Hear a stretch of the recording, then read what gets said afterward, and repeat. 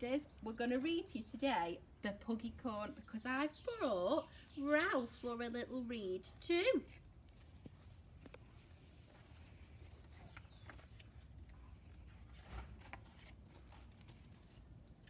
Next time you're in Fairyland, make sure you pay a visit to the Magic Pet Shop in the town of Twinkleton under Beanstalk.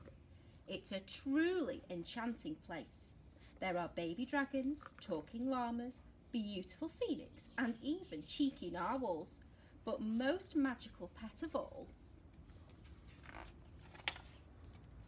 are the unicorns. Every year, young princesses and princes arrive in their carriages to pick a perfect unicorn pet. This year was no different. First came Princess Mia. She chose a friendly, fluttery toad. Prince Alfie chose shy Glitterhorn. And Princess Ruby chose a stylish, mellow curl.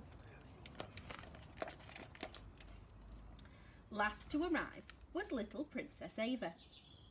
I'd like a unicorn, please, with sparkly hooves and rainbow-coloured mane, and a very, very long, swishy tail. Dear me, said Mrs. Paws. It looks like we're all out of unicorns, but don't worry, I have just the thing. Oh, said Ava. What is it? It's a Pugicorn, said Mrs. Paws. Pugicorn was small and round, with a fluffy, snuffy nose, a curly little tail, and a rainbow-coloured horn. Thought Princess Ava. Pugicorn wasn't quite what she had in mind. But Ava had an idea. Guess what, Pugicorn? I'm going to turn you into the best unicorn ever.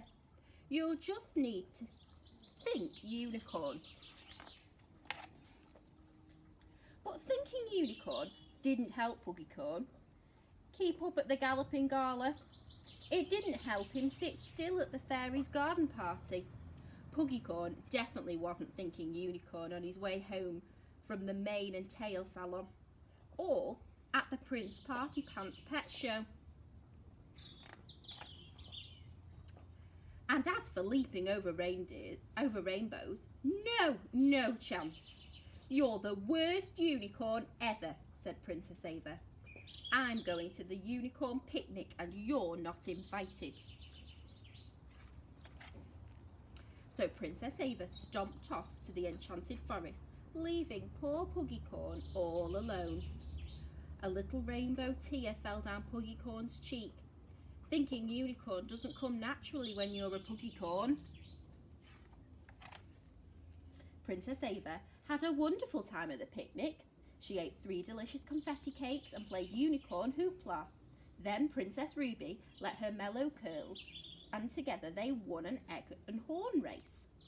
I wish I had a unicorn, not a silly Pugicorn, thought Ava, looking longingly at her friend's graceful pets.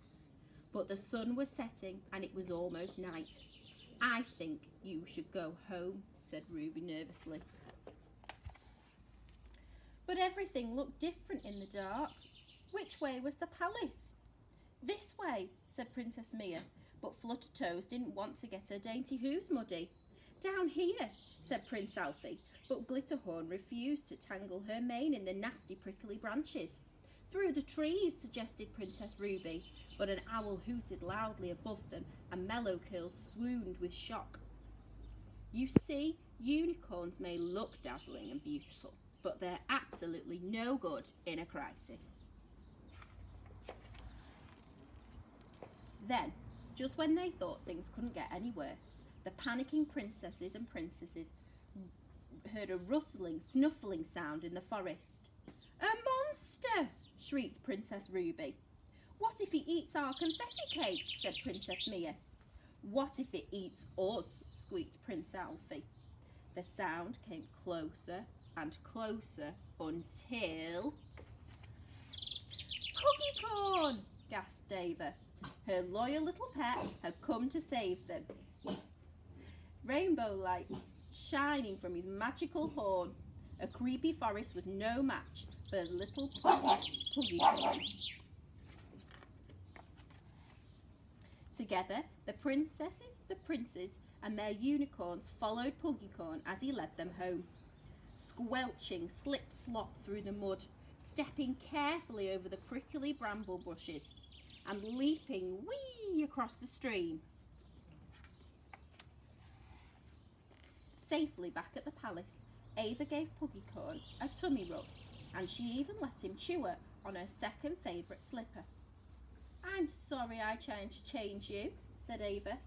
"You're not a unicorn, you're a Pugicorn." "And my Pugicorn, and that's much better." Pugicorn's horn glowed with happiness. So, everyone in Fairyland lived happily ever after. Princesses, Pugicorns, and not so perfect unicorns. And Mrs. Paws' magic pet shop had never been busier, with the most wished for, laughed for pets in Fairyland, the Pugicorns. As you can see, my pug doesn't sit still for very long either. He's not a very good unicorn, but I hope you're all listening at 1 o'clock tomorrow to hear our next story.